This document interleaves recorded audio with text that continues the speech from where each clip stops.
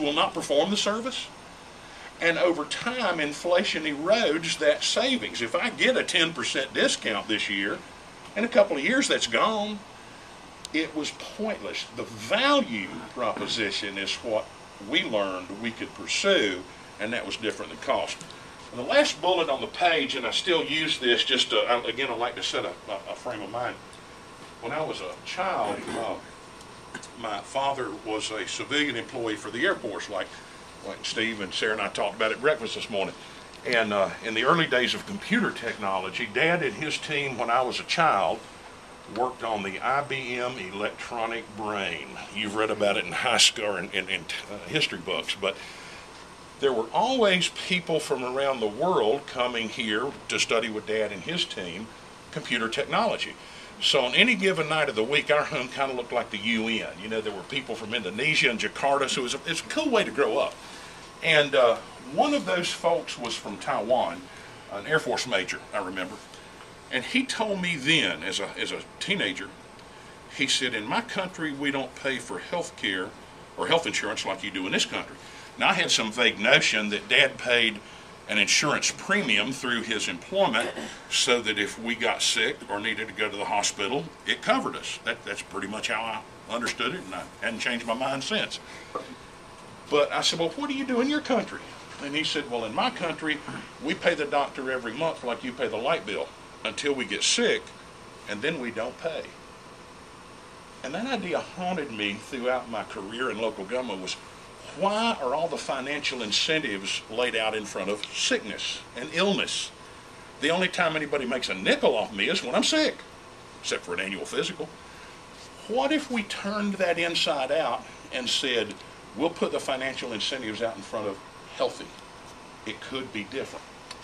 Anna? And I'm going to skip some slides in the interest of time today. I've got tons of stuff in here I don't address all the time. Let's skip that one. Okay. Here we go. Those of you that have seen me present before will know that this is the heart of what I do. I am not a clinical person. I'm not a doctor, a nurse, or a pharmacist. I'm not that smart. I am a student of the insurance industry as a risk manager. That's my job. I don't sell insurance. I wouldn't know how to sell an insurance policy or get a commission if you put a gun to my head. I have to understand that system and help my clients deal with it. Here's the bottom line. Ever heard of a term called underwriting? Mm-hmm. Yeah. You know where that term came from, by the way?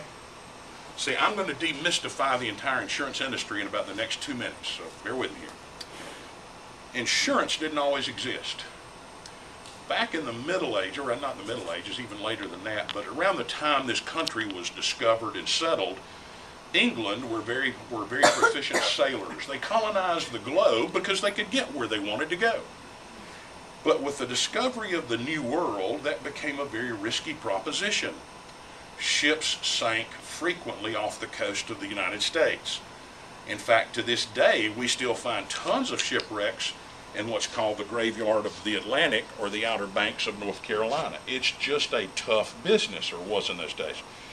So somebody got the idea, said, you know, this is so risky anymore, let's put a manifest on the dock before each ship sails for the colonies.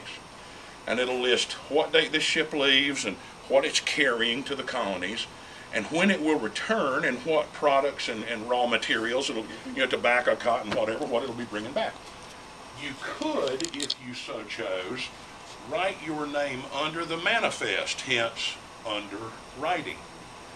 And if you wrote your name under the manifest and the trip was successful, you got a piece of the profit. If the ship sunk, you coughed up part of the loss. The insurance industry was born.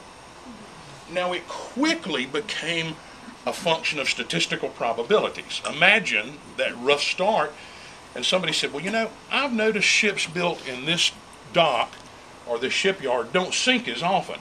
Or I've noticed captains apprenticed to this school of captaincy don't have as many, what do they call mutinies. And so it then became a function of statistical probabilities. What are the odds of something happening? And given the truth that you can express anything with numbers and put value on it, that's where insurance came from. So that's all it is. Now with that explanation, let's walk you through what an underwriter does all day, besides drive us nuts as consumers. This is strictly out of the textbook for underwriting. Whether it's life, health, auto, homeowners, dental, insurance, self-insurance, pooled arrangements, it all works the same way.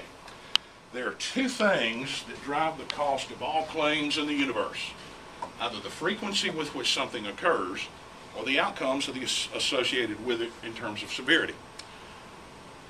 Frequency or severity.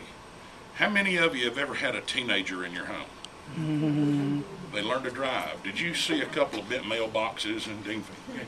That's frequency, okay? They'll do goofy stuff. It normally won't cause your insurance to go up. In fact, it's probably under your deductible. But then if somebody had a head-on collision and killed 34 people, you'd probably have a hard time getting renewed that year. So you see how frequency and severity are normally mutually exclusive concepts in the universe. An asteroid doesn't strike the Earth every 5 minutes, or life wouldn't be possible. Now, with that said, all of our healthcare plans, all of our insurance programs on the planet work right here. Low frequency versus high severity. I will take the risk that you will or will not need open heart surgery once in your lifetime. Why will I do that?